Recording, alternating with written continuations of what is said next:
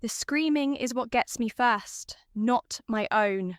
I can't make any sound anymore, but Jake's high-pitched wails as Mum cradles his twisted arm against her chest. Blood streams down his forehead, and Dad's frantically checking his pulse while barking orders into his phone. Yes, we need an ambulance. My son, he's hurt bad. I want to laugh at the irony, but dead girls don't get to laugh. They just get to watch as their entire family loses their minds over a broken arm, while their own body lies crumpled like a discarded doll 50 feet away, hidden beneath the twisted wreckage of our Honda. 20 minutes ago, I was Catherine Morrison, 17 years old, straight-A student, and big sister to the most annoying little brother in Ohio. 20 minutes ago, I was complaining about having to pick Jake up from soccer practice because Mum had one of her headaches again, the kind that came in a bottle and left her passed out on the couch by 8 p.m. 20 minutes ago, I was alive. Now I'm standing in the middle of this chaos, screaming at the top of my lungs, and not a single person can hear me, not Mum, who's sobbing over Jake like he's dying instead of just having a broken arm. Not Dad, who's pacing back and forth, his hand shaking as he gives directions to the 911 operator. And definitely not Jake, who's milking this injury for all it's worth, crying about how much it hurts while completely ignoring the fact that his sister is nowhere to be found. You want to know what really happened? Fine, I'll tell you, but trust me, you're not going to like it. I was driving down Maple Street just like I did every Tuesday and Thursday after Jake's practice. The radio was playing some annoying pop song that Jake kept singing off key, and I was already planning what I'd say to Mum about her drinking when we got home. The light was green. I swear on my own grave it was green when this black pickup truck came flying through the intersection like a bat out of hell. I had maybe two seconds to react. 2 seconds to see the driver slumped over his steering wheel, reeking of alcohol even through his closed windows. 2 seconds to realise that we were about to die, and there was absolutely nothing I could do about it. But here's the thing that's been eating at me since I became whatever I am now.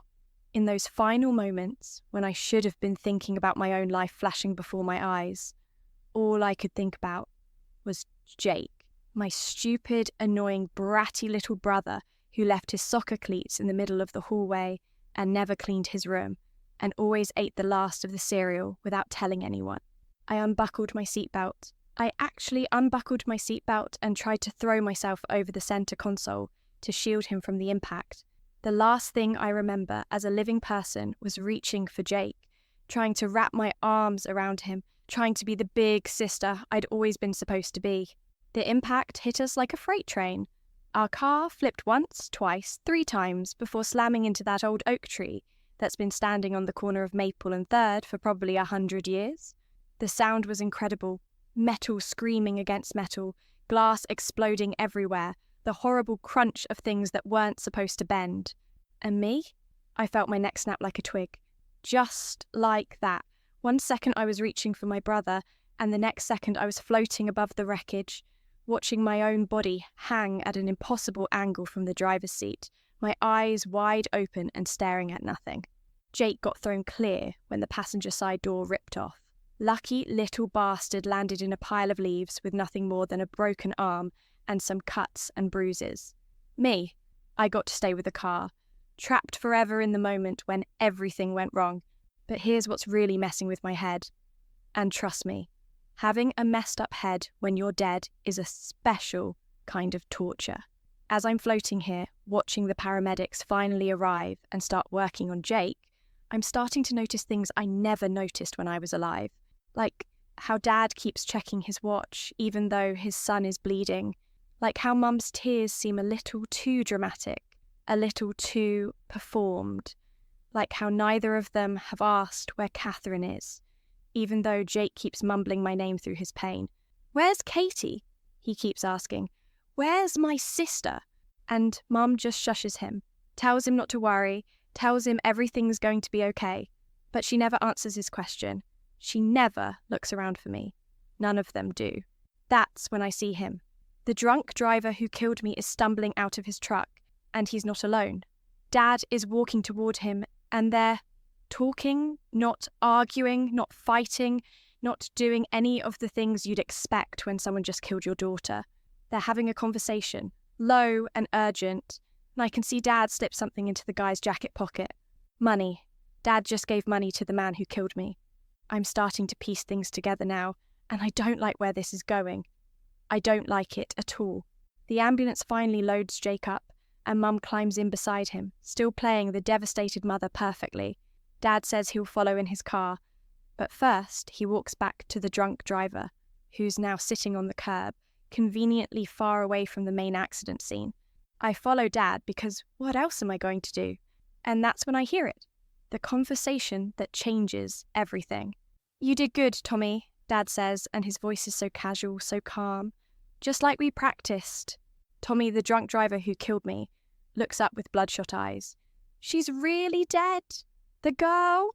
Dad glances back at the wreckage where my body is still trapped, and I swear I see him smile. Actually, smile. "Oh, she's dead all right. Broke her neck on impact. Just like you said would happen if you hit the driver's side hard enough." My world, or whatever you call this place I'm stuck in now, tilts sideways. This wasn't an accident. This was planned. This was murder. And my own father was in on it. Tommy nods and staggers to his feet. "The money will be in your account tomorrow, just like we agreed. 20,000 now, another 30 when the insurance pays out." Dad's already walking away, already moving on like we're talking about a business transaction instead of his daughter's life. "Remember, you were alone. You'd been drinking all day. You don't remember anything else." As Dad drives away to follow the ambulance, leaving me invisible and screaming in the middle of the road, one thought keeps running through my head over and over again. They killed me. My own family killed me. But here's the thing about being dead.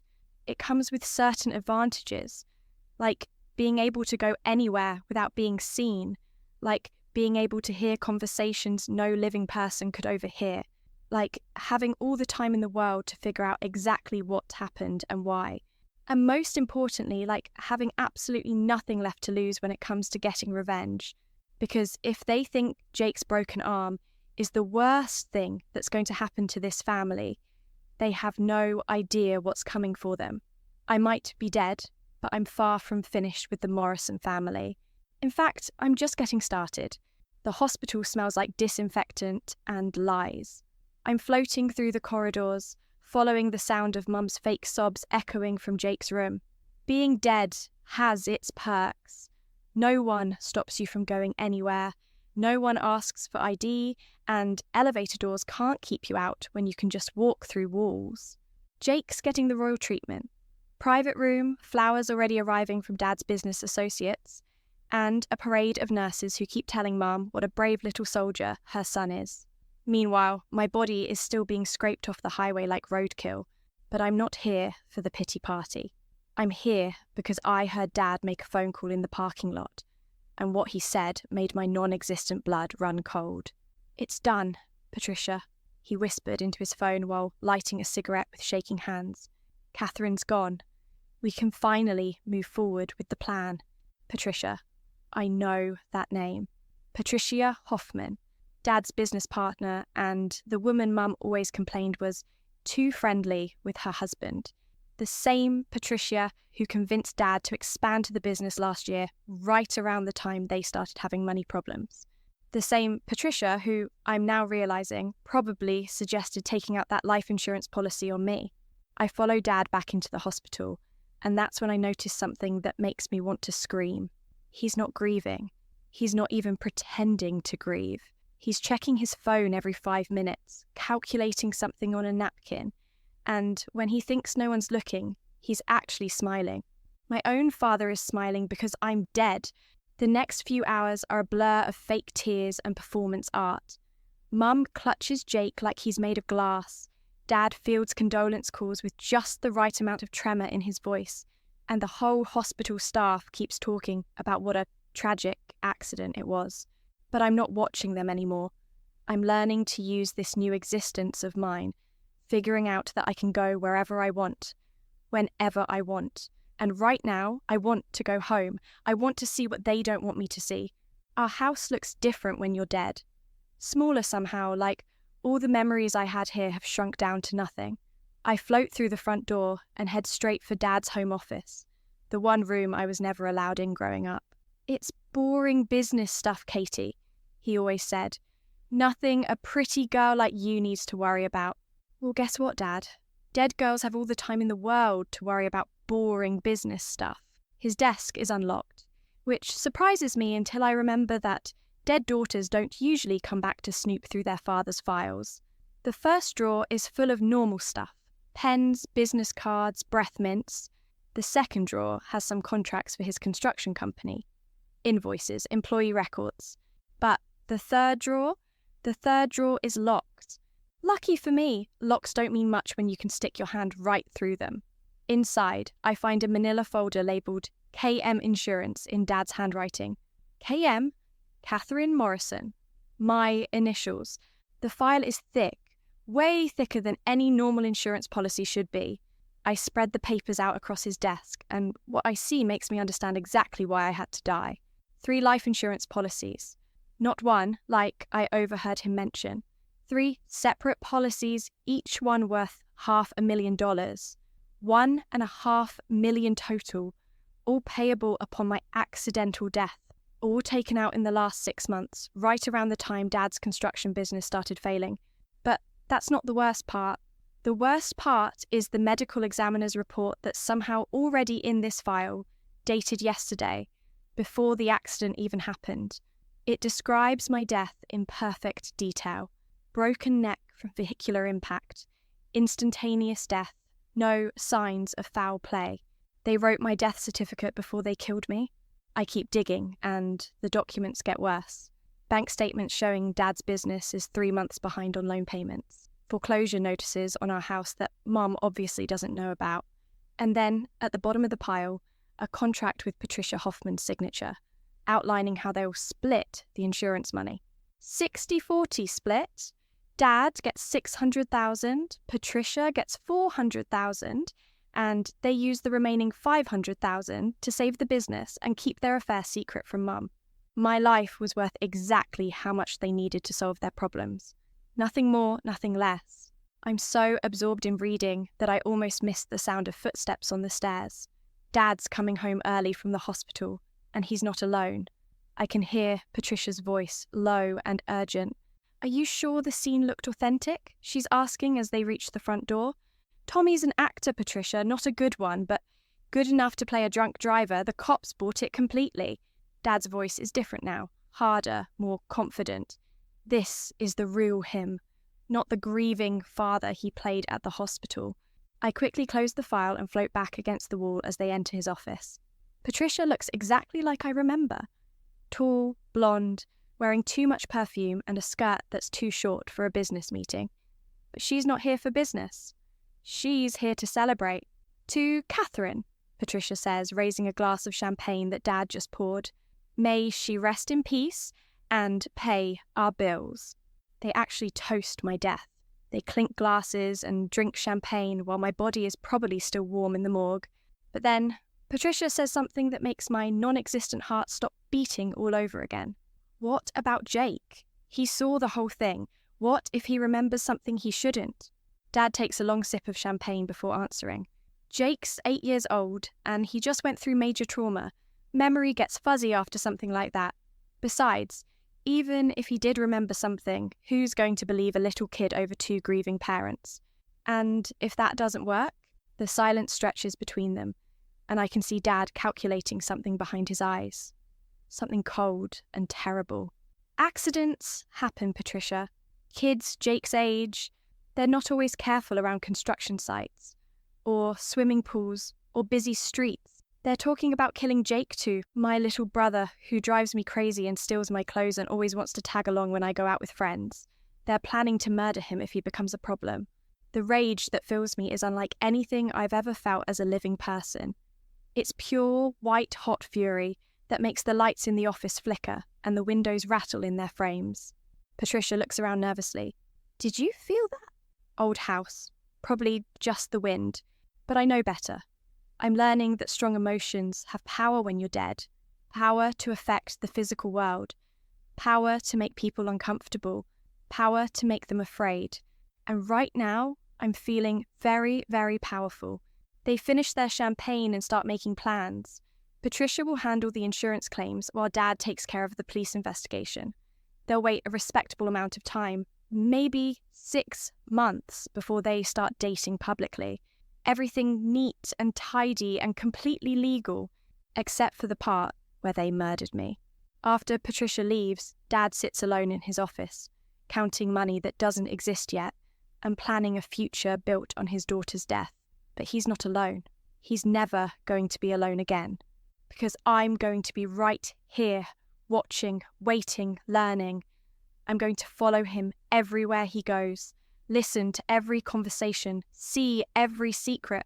I'm going to become his shadow, his conscience, his worst nightmare. And when I'm done learning everything I need to know about how they killed me and why, I'm going to make sure they pay for it. But first, I need to save Jake, because he's the only family I have left who's actually innocent in all this. The only family member who actually loved me enough to ask where I was when I didn't come home. Jake comes home from the hospital 3 days later with his arm in a bright blue cast and a prescription for painkillers that Mum immediately hides in her purse. I've been waiting for him, practicing what I've learned about manipulating the physical world when no one's watching. Turns out rage is an excellent teacher. I can move small objects. Now pens, papers, picture frames. I can make lights flicker on command and create cold spots that make people shiver. But most importantly, I figured out how to appear to Jake in mirrors and reflective surfaces. Not fully, just glimpses. Just enough to let him know his big sister is still here. He's sitting on his bed, struggling to colour with his left hand, when I make my first real contact. I focus all my energy on the mirror above his dresser, and slowly my reflection begins to appear behind his. "Katie?" His voice is small, uncertain. "Katie, is that you?" I can't speak to him directly. That's still beyond my abilities. But I can write. I focus on the dust on his bedroom window and spell out letters with my finger. H-I-J-A-K-E. His eyes go wide, but he's not scared. That's my brave little brother. Instead, he whispers, "I knew you weren't really gone. I told Mum and Dad you were still here, but they said I was being silly." Of course they did. They can't have Jake remembering his dead sister when they're planning to cash in on her life insurance. I write again, D-A-N-G-E-R. Jake frowns. What kind of danger? This is the hardest part. How do you tell an 8-year-old that his parents are murderers? How do you explain that the people who are supposed to protect him are the ones he needs protection from? I try a different approach. T-R-U-S-T-N-O-O-N-E. Not even Mom and Dad. My heart breaks all over again, but I write E-S-P-E-C-I-A-L-L-Y-T-H-E-M. Jake stares at the window for a long time, processing this information with the serious expression he gets when he's trying to solve a difficult math problem. Finally, he nods. "Okay, Katie, what do I do?" Smart kid. He's always been smarter than any of us gave him credit for. I'm about to write more instructions when I hear footsteps in the hallway. Dad's coming upstairs and he's moving with purpose. I quickly erase my words from the window and fade back into invisibility just as he opens Jake's door. "Hey, buddy, how's the arm feeling?" Jake shrugs. "It hurts a little, but I'm okay." Dad sits on the edge of the bed and I can see him studying Jake's face, looking for signs that my brother remembers more than he should. "You know, Jake, the doctors said that sometimes after accidents like ours, people's memories get a little mixed up. Sometimes they think they remember things that didn't actually happen. My memory's fine, Dad." "I'm sure it is. But if you ever think you remember something strange about the accident, something that doesn't make sense, you should probably just ignore it.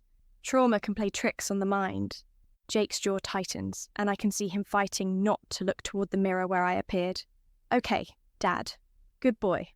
Dad ruffles Jake's hair and stands up.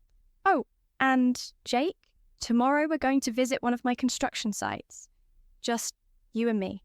A little father-son bonding time while you're home from school." My blood turns to ice. This is it. This is how they're going to do it. An accident at a construction site. A curious little boy who wandered too close to dangerous equipment while his father was distracted. Jake must sense something wrong too, because his voice is smaller when he says, "Do I have to go?" "Of course you do. It'll be fun. I'll show you how we build houses." After Dad leaves, I immediately start writing on the window again. DONTGOTOMORROW. But what if he makes me? Good question. What can an 8-year-old do when his father insists on taking him somewhere dangerous? I think for a moment, then write GETSICK. Jake grins. Fake sick? YESANDIFTHATDOESNTWORKRUN. Where should I run to? I consider this. Jake needs somewhere safe. Somewhere Dad can't easily follow. Somewhere with lots of people who would notice if an 8-year-old boy suddenly disappeared. SCHOOL. But it's Saturday tomorrow. FIRESTATION. Jake nods seriously. Okay, fire station if I need to run. Got it. That night, I don't sleep. Dead people don't need sleep anyway, but I spend the hours planning. If Dad is determined to hurt Jake, I need to be ready to stop him. And that means I need to get stronger, more powerful, more able to affect the physical world. I start practicing in Dad's office. First, I knock pens off his desk. Then, I open and close drawers. Then, I start moving heavier things. Books, picture frames, his laptop. Each time I succeed, I feel a little stronger, a little more solid. By dawn, I can throw a coffee mug hard enough to shatter it against the wall. Morning comes, and Jake puts on an Oscar-worthy performance. He stumbles downstairs looking pale and clutching his stomach, moaning about feeling sick. Mum immediately starts fussing over him, taking his temperature and making him lie down on the couch. But Dad's having none of it. He's fine, Linda, just nervous about the construction site. All boys get nervous about new experiences. But David, he looks terrible. He looks fine. We're going. Dad's voice has that edge to it that means the discussion is over. Get dressed, Jake. We leave in 10 minutes. Jake looks toward the stairs where I'm hovering, his eyes wide with fear. I want to reassure him, but I can't reveal myself with Dad right there. Instead, I follow them to Dad's truck, my mind racing. The construction site is 20 minutes away, plenty of time for me to scout ahead and prepare. As Dad starts the engine, I focus all my energy and project myself to the site. It's perfect for an accident. Half-built houses, open foundations, heavy machinery everywhere, and, conveniently, no other workers around on a Saturday morning. I explore quickly, looking for anything I can use to protect Jake. That's when I see it. Dad's toolbox, sitting open near a pile of lumber. Inside are several items that could hurt someone. A nail gun, power tools, sharp metal objects. I also notice something else. Fresh tyre tracks that don't match Dad's truck. Someone else has been here recently, probably to set up whatever accident they have planned. By the time Dad and Jake arrive, I'm ready. Dad parks near the main construction area and gets out, stretching casually like this is just a normal father-son outing. Come on, Jake, let me show you what Daddy does for work. Jake climbs out slowly, his cast making him clumsy. I can see him looking around nervously, probably trying to spot the nearest exit route. This is where we're building the Johnson family's new house, Dad says, leading Jake toward one of the half-finished structures. Want to see the foundation? The foundation is a deep hole surrounded by wooden frames. It would be very easy for a small boy to accidentally fall in. Very easy for his head to hit the concrete at the bottom. Very easy for it to look like a tragic accident. I don't want to get too close, Dad. My arm hurts. Don't be a baby, Jake. Come here. That's when I see Patricia's car pulling up behind them. She gets out wearing work clothes and a hard hat, playing the role of concerned business partner, checking on weekend progress. David, I didn't expect to see you here today. Her acting is terrible, but Jake's only 8. He doesn't know this is all rehearsed. Just showing Jake the job site. Patricia, you remember my son? Of course. How's that arm, sweetie? Jake mumbles something polite, but I can see him looking around more frantically now. The presence of 2 adults makes running harder. That's when Dad makes his move. Jake, come look at this foundation. It's really deep. You can see all the way to the bottom. I'm okay here, Dad. Come here, Jake. Now. Dad's voice has turned cold, authoritative. Jake has no choice but to walk toward the foundation. Each step brings him closer to the edge, closer to the accident they have planned. But they forgot one important thing. They forgot that his big sister is still watching over him. As Jake reaches the edge of the foundation, Dad moves behind him. Patricia positions herself to block any escape route. And I realize this is it. This is the moment they're going to push him. That's when I unleash every ounce of supernatural power I've been building up. The first thing I do is I knock Dad's toolbox over, sending metal tools clattering everywhere. The noise startles both adults, making them turn away from Jake for just a second. "What the hell was that?" Dad mutters. That's when I really get started. I slam Patricia's car door so hard the windows rattle. I turn on every piece of power equipment on the site at once, creating a cacophony of noise. I throw lumber across the ground, making it impossible to move without tripping. But most importantly, I grab Jake. Not physically, I can't do that yet, but I create such a strong, cold wind around him that he stumbles backward, away from the foundation edge, away from danger. "Dad, something's wrong here," Jake shouts over the noise. "We should leave." Dad and Patricia are looking around wildly, trying to figure out what's causing all the chaos. Power tools don't turn themselves on. Lumber doesn't throw itself around. That's when I appear to Jake one more time, this time in the reflection of Dad's truck window. I mouth one word: "Run." Jake doesn't hesitate. He takes off toward the road as fast as his 8-year-old legs can carry him, leaving 2 very confused adults behind in the supernatural chaos I've created. But I'm not done with them yet. Not by a long shot. Jake makes it to the fire station, just like we planned. I watch him stumble through the doors, crying and babbling about ghosts at the construction site and how his dad tried to hurt him. The firefighters call Mum to come pick him up, and within an hour, he's safe at home with a story no adult believes. But here's what I discover while everyone's focused on Jake's breakdown. Mum isn't the innocent victim I thought she was. I'm floating through the house that night, still high on adrenaline from saving Jake, when I hear Mum on the phone in the kitchen. She thinks everyone's asleep, but dead girls don't need sleep, and we definitely don't miss conversations that start with, "The kid knows something, Patricia." My blood freezes. Mom is talking to Patricia. Mom knows about the plan. "David's an idiot for trying it so soon," Mum continues, stirring her coffee with trembling hands. "But Jake's becoming a problem. He keeps talking about seeing Catherine, and now this nonsense about ghosts at the construction site." I float closer, my rage building with every word. "No, Patricia, I don't think we should wait 6 months for the insurance money. David's right. Accidents happen to curious little boys all the time. We just need to be smarter about it." The mug slips from Mum's hand and crashes to the floor, coffee spreading everywhere. She looks around nervously, but continues the conversation. "Fine. We'll make it look like grief. Poor little Jake, so traumatized by his sister's death that he wandered into traffic. Or maybe he'll fall down the stairs in the middle of the night. These old houses have such steep steps." That's when I realized the horrible truth. This wasn't Dad's plan with Patricia. This was Mom's plan all along.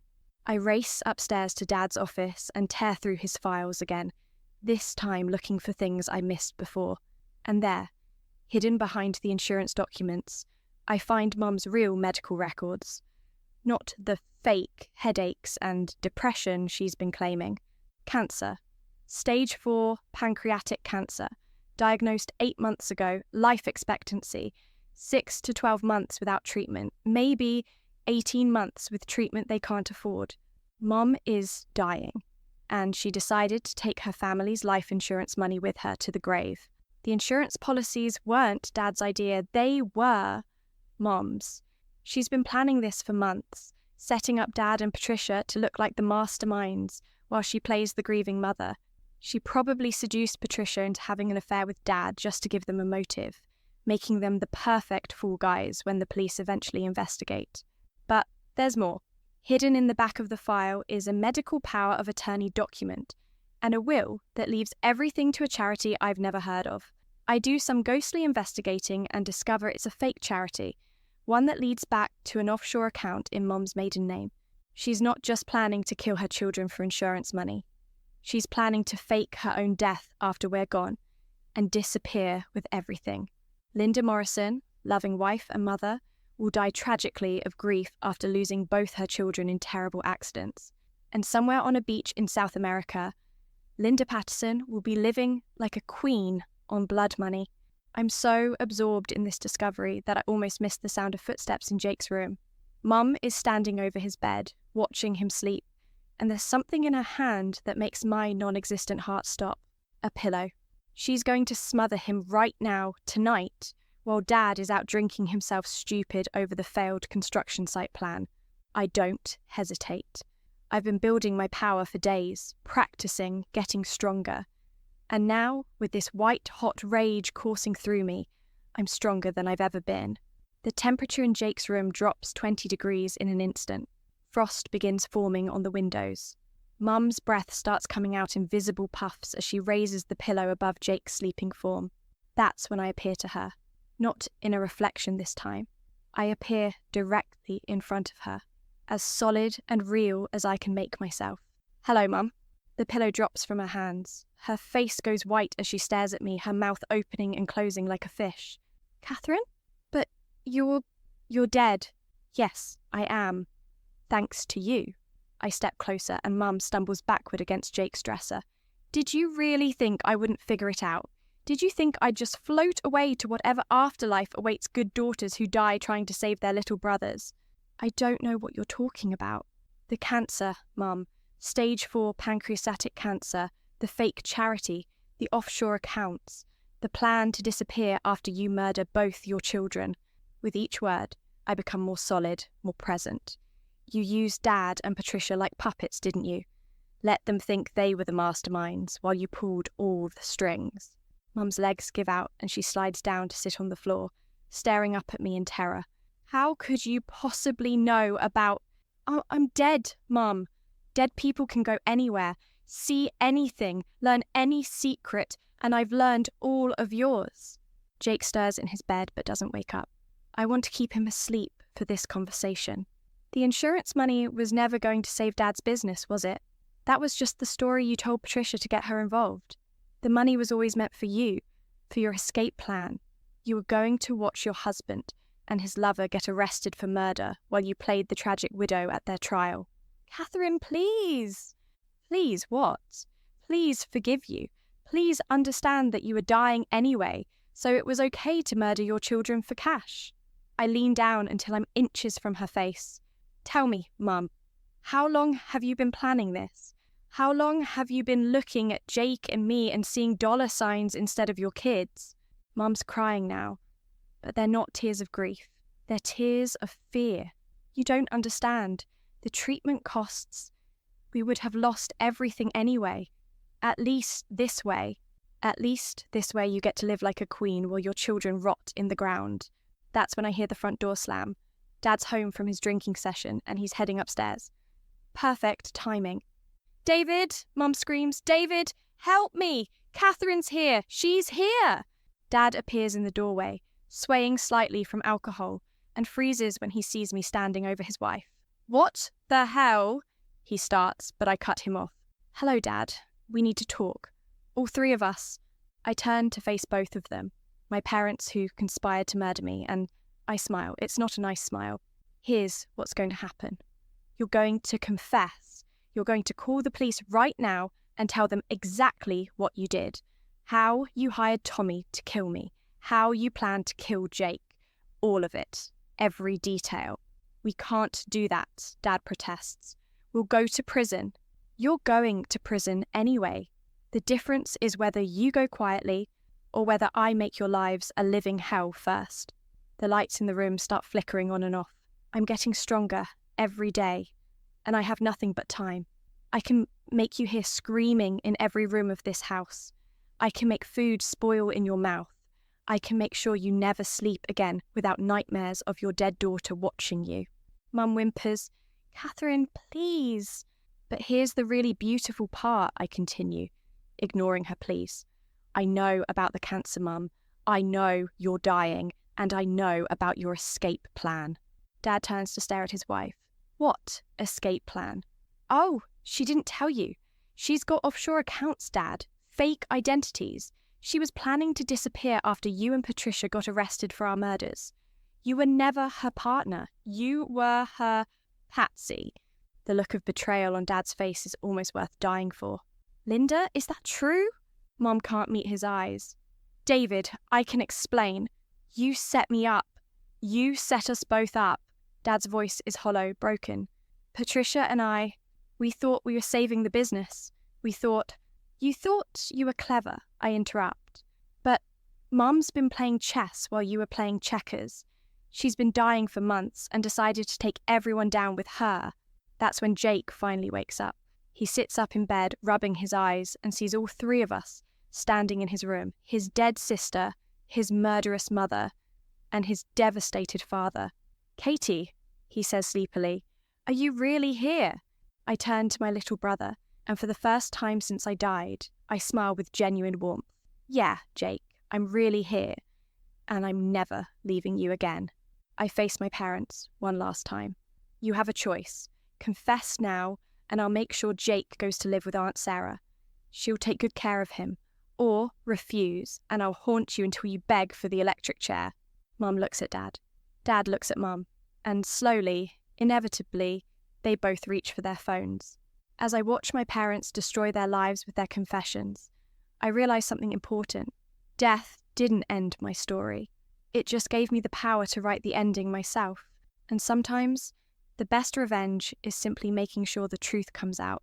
Jake's going to be okay. He's going to live with people who actually love him. And me, I'm going to stay right here, making sure nothing ever hurts him again. After all, what's the point of being a ghost if you can't protect the people who matter most?